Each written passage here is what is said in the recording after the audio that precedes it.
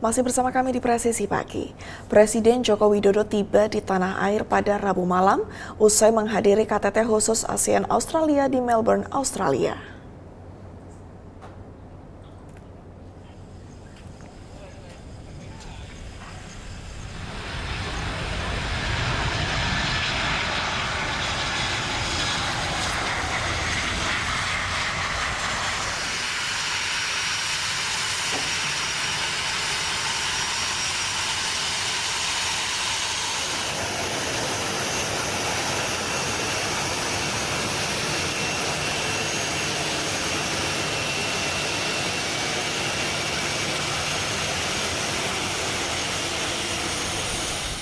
Pesawat Indonesia 1 yang membawa kepala negara mendarat di Pangkalan TNI AU Halim Perdana Kusuma, Jakarta sekitar pukul 19 waktu Indonesia Barat. Kepulauan, Presiden disambut Panglima TNI Jenderal Agus Subianto, Kapolri Jenderal Listio Sigit Prabowo, dan PJ Gubernur DKI Jakarta Heru Budi Hartono.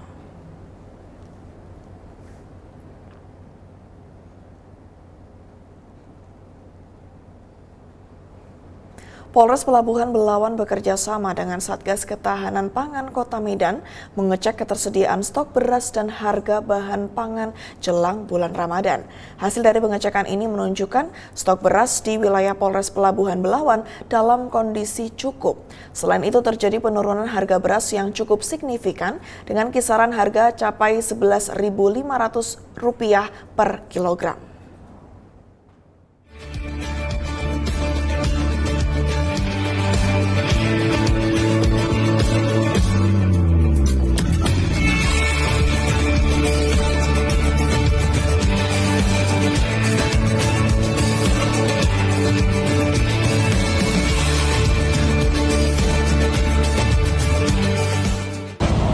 Ya, baik. Hari ini kita bersama Satgas Pangan khususnya dari Polres Belawan di pasar juga di gudang beras yang ada di Kayu Putih.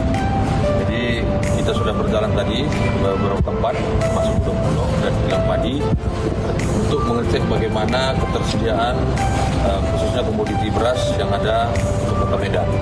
Jadi kita lihat bagaimana stoknya dan kita hitung sesuai dengan perhitungan kebutuhan kita khusus untuk menghadapi bulan Ramadan. Ini juga sampai dengan Hari Raya Idul Fitri Kota Medan sesuai dengan laporan dari gudang Bulog dan juga beberapa gudang yang kita jalani ini masih siap, masih tersedia sesuai dengan kebutuhan.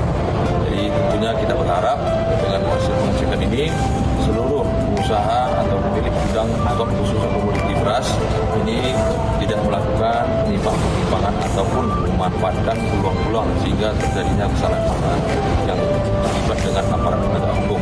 Ini sangat kami harapkan sehingga masyarakat juga kami sarankan agar tetap tenang karena kami sampaikan bahwa ketersediaan pangan kita khususnya komoditi beras cukup.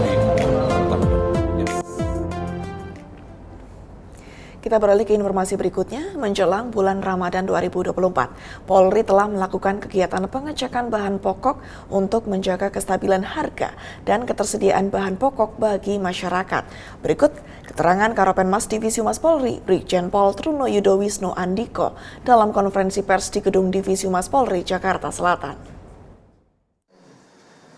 Polri bersama-sama dengan seluruh stakeholder tentunya telah melakukan kegiatan-kegiatan yang bersifat preemptif dan preventif untuk mengantisipasi persoalan-persoalan pada sifatnya mengantisipasi pada pasokan dan distribusi pangan khususnya lagi pada saat menjelang bulan Ramadan.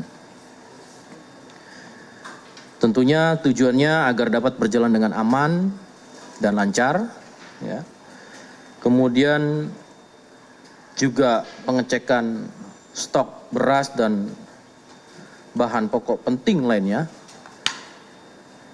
Ini juga merupakan bagian dari upaya Polri bersama dengan Satgas Pangan dan stakeholder seperti Bappenas, kemudian Bulog, kementerian, dan kemudian pemerintah daerah, asosiasi, dan lain-lain. Tujuannya adalah menjaga stabilitas harga dan ketersediaan bahan pokok bagi masyarakat. Sebagai contoh, Polda Jajaran juga telah melaksanakan pengecekan ketersediaan bahan pokok serta melakukan peninjauan pada pasar di wilayah masing-masing guna menjaga dan menjamin stabilitas ketersediaan bahan pokok. Harapannya tentu ini dapat menjadikan stabilitas harga bahan pokok penting di masyarakat sehingga sesuai dengan prosedur, dan tentunya masyarakat juga perlu kami imbau tetap menjaga keamanan dan ketertiban. Satgas Pangan dan Polda Jajaran akan terus berkoordinasi dengan instansi terkait, khususnya Tim Penanggulangan Inflasi Daerah atau TPID, dengan program pada pasar murah di daerah-daerah, sehingga ini juga harapannya dapat menekan harga beras. Artinya Polri mengamankan dan memastikan ketersediaan hingga distribusi berjalan dengan lancar sampai dengan di tengah-tengah. Pemirsa, kita beralih ke Makassar. PJ Gubernur Sulawesi Selatan Bahtiar Baharudin bersama Kepala Badan Pemeliharaan Keamanan atau Kabaharkam Polri, Komjen Pol Fadil Imran, meresmikan pos shelter patroli perintis presisi di Samapta Polda Sulawesi Selatan di Jalan Monginsidi, Makassar, Sulawesi Selatan.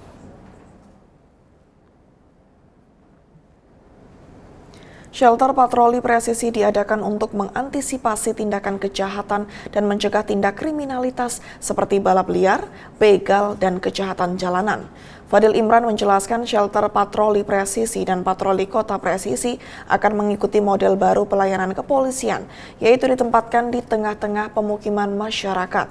Model ini mengikuti kepolisian di negara maju seperti Jepang dan Amerika Serikat. Shelter di Makassar ini akan dijadikan proyek percontohan untuk daerah lainnya. Shelter ini juga dilengkapi dengan modernisasi dan digitalisasi pelayanan untuk merespon time yang lebih cepat dan kualitas layanan yang semakin baik. Selanjutnya, Kabaharkam berpesan kepada personel Sabara untuk bekerja dengan baik agar masyarakat terlindungi dan terjaga dari korban kejahatan. Kabaharkam Polri Komjen Pol Fadil Imran dan PJ Gubernur Sulawesi Selatan Bahtiar Baharudin meninjau pos shelter patroli perintis presisi di Samapta Polda Sulawesi Selatan untuk mengantisipasi tindak kriminal di jalanan. Berikut keterangan langsung dari Karopenmas Divisi Humas Polri, Brigjen Pol Trunoyudo Wisnu Andiko dalam konferensi pers dari Gedung Divisi Humas Polri, Jakarta. Bapak Kabaharkam Polri dan PJ Gubernur Sulawesi Selatan ini meninjau pos shelter patroli perintis presisi di Samapta Polda Sulsel untuk bertujuan mengantisipasi tindakan kejahatan serta mencegah tindak kriminalitas seperti mengantisipasi balap liar, kemudian curas, dan kejahatan jalanan lainnya, sehingga patroli perintis presisi ini diharapkan juga merupakan wujud kehadiran Polri di tengah-tengah masyarakat.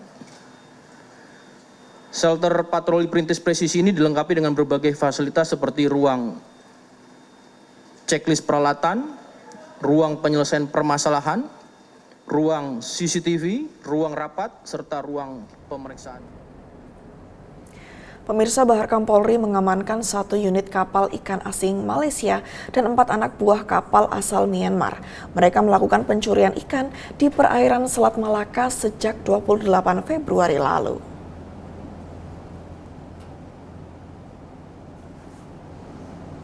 Berada di perairan Indonesia selama 10 hari sebelum akhirnya berhasil dideteksi. Kapal ikan ilegal PSF 2500 ini langsung ditangkap oleh kapal patroli Korpol Airut Baharkam Polri. Selain 1 unit kapal ikan, sejumlah barang bukti lainnya seperti 1 set jaring trawl, 200 kg ikan, dan 4 anak buah kapal berkebangsaan Myanmar juga berhasil ditangkap. Kepala Pangkalan Pengawasan Sumber Daya Kelautan dan Perikanan Batam, Turman Hardianto mengatakan kasus penangkapan ikan ilegal ini telah dilakukan gelar perkara.